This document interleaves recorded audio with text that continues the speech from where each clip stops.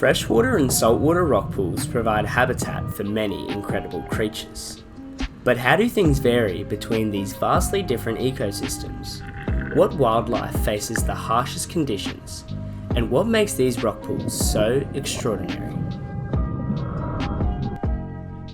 Immediately, in the freshwater pool, we can see this large eel fly past. Eels are super elusive creatures, so this was the only footage I could grab. Within the orange, tannin-stained water, we can see many long-armed shrimp. These crustaceans get washed downstream after heavy rainfall and must compete in dense living conditions where the largest males usually dominate. Not only do they compete with each other, but long-armed shrimp also have to share these rock pools with small gudgeons. These fish are bottom feeders, meaning that they occupy a similar ecological niche to that of our long-armed shrimp, and thus consume identical foods. In a small rock pool environment like this, these feeding similarities cause resources to deplete quickly. This produces highly competitive and difficult living conditions for our shrimp and gudgeon friends.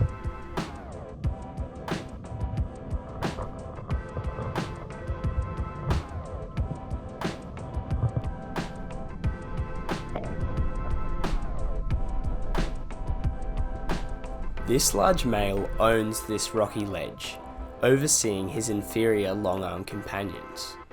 Understandably, he's not very happy with the camera being in his territory. In the background here, you can see a uniform distribution pattern amongst the shrimp.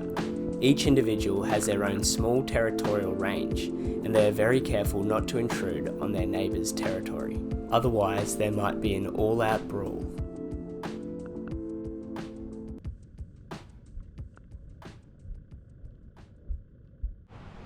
As we leave the hostile freshwater rock pools, we make our way to the colourful and incredibly biodiverse saltwater pools.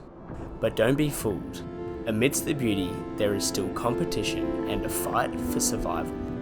Here you've got your white band damsels, Indo-Pacific and black spot sergeant majors, East Australian stripies, convict surgeonfish,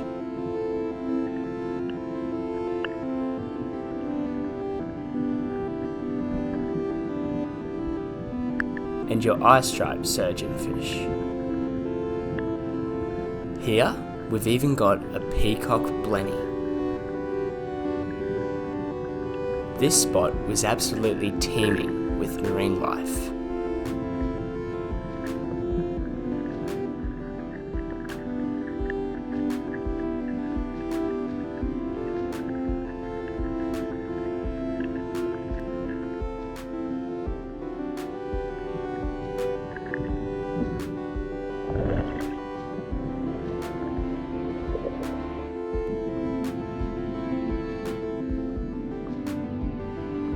This small colourful one is a blue spot damselfish. Despite being one of the smallest fish in the pool, these damselfish are incredibly territorial and hold their ground amongst the big guys, protecting their own patch of coral or rock. Their beautiful colouring serves as their warding mechanism and is also used to attract potential mates.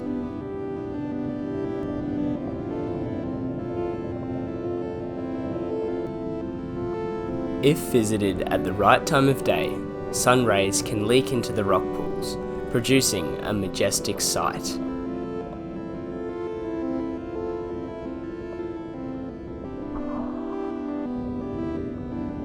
Fish quickly dart through the middle of the pool to avoid being exposed to potential predators. They use sponge, rock and coral as hiding places for stealthy movement.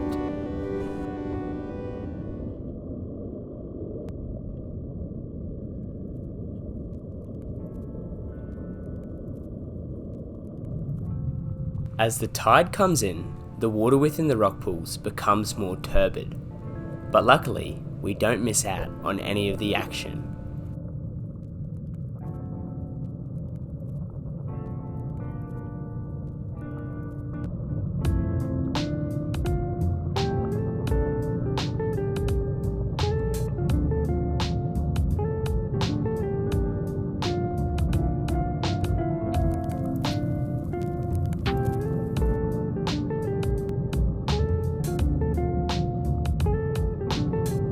Compared to the freshwater pools, these marine fish seem to have life far easier. With new resources being washed into the pools every day at high tides, along with established vegetation and habitat, these fish don't have to worry about starvation. Whereas our long-arm shrimp and gudgeons rely on rainfall to carry food into the pools. And if flow ceases completely, they are left high and dry. Not to mention the possible eels swimming around and feeding on them as prey.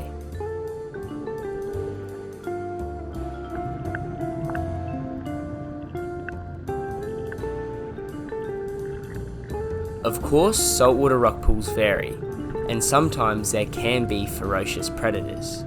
But in this case, marine fish use these pools as a safe haven. However, they just need to be mindful of crabs. They'll grab them if they're not careful enough.